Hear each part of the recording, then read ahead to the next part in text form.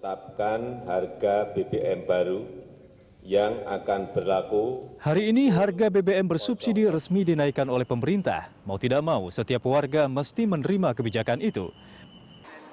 Berbagai kebutuhan pokok serta turunannya tentu akan ikut naik seiring kenaikan harga BBM. Untuk itu, sejumlah pengeluaran rumah tangga perlu kembali direvisi. Berbagai pengeluaran yang dianggap tak terlampau penting bisa dihilangkan atau setidaknya ditunda terlebih dahulu. Hal itu dilakukan guna mencukupi pengeluaran untuk kebutuhan yang lebih mendasar.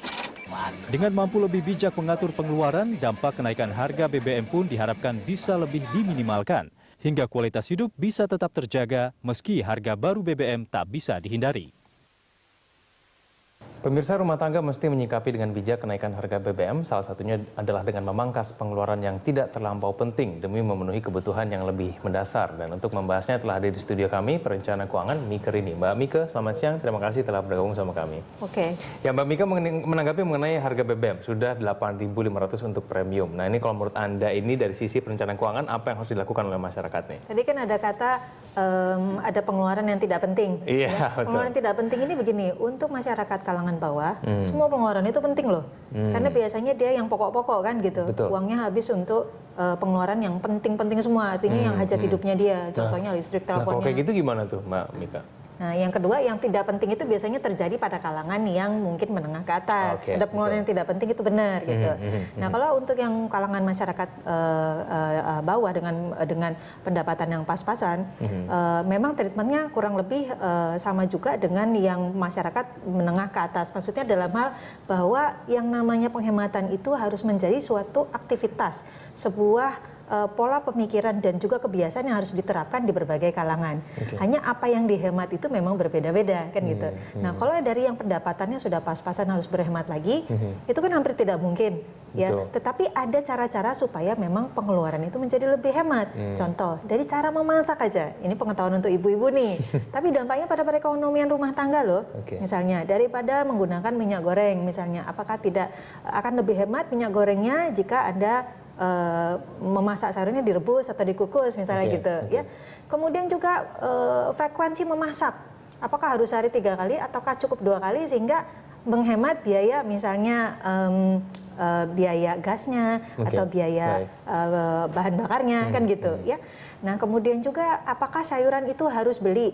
Kan ada beberapa sayuran yang bisa ditanam di pot gitu. Nah, pengetahuan untuk mengoptimalkan ya, Jadi yang namanya penghematan itu selalu identik dengan cost cutting, memotong pengeluaran. Orang udah ada yang nggak bisa dipotong lagi, jadi harus punya alternatif lain. Nah, contohnya tadi, misalnya kita membudayakan punya dapur obat. Dapur obat itu kita bertanam di rumah, misalnya tanaman-tanaman yang selain juga bisa menjadi bumbu, tapi dia juga bisa menjadi tanaman obat misalnya. Nah, itu pengetahuan itu belum menjadi alternatif rumah tangga untuk bisa menghemat pengeluaran. Jadi taunya penghematan. Tapi Mbak Mika fokusnya itu ke mana nih penghematan? Kesehatankah atau kemana sebetulnya kalau kita bicara golongan menengah yang ke bawah? Gini, kalau misalnya golongan kelas bawah ya.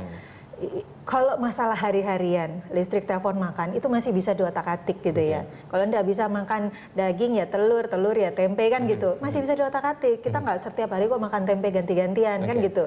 Ya, tetapi ada biaya-biaya memang harus kita betul-betul antisipasi nih. Contoh biaya kesehatan. Biaya kesehatan ini kalau datang kan bisa besar, bisa kecil. Nah, untuk kalangan bawah itu memang ada mekanisme di pemerintah. Kalau pemerintah Indonesia itu dia buat, kalau Presiden Jokowi sekarang kan ada Kartu Indonesia Sehat, kalau tidak salah ya. Kartu Indonesia Sehat itu katanya diberikan menjadi fasilitas untuk kalangan masyarakat dengan pendapatan rendah untuk mendapatkan akses fasilitas kesehatan dan pengobatan.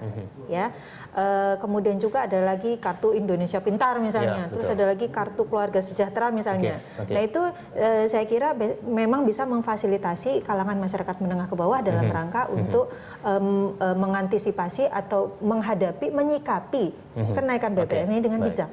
Baik, Mbak Mika, di segmen berikutnya saya akan tanyakan bagaimana strategi yang dilakukan oleh golongan masyarakat menengah nih, yang biasanya mungkin teriaknya lebih kenceng daripada yang di bawah. Kami akan segera kembali sesaat lagi.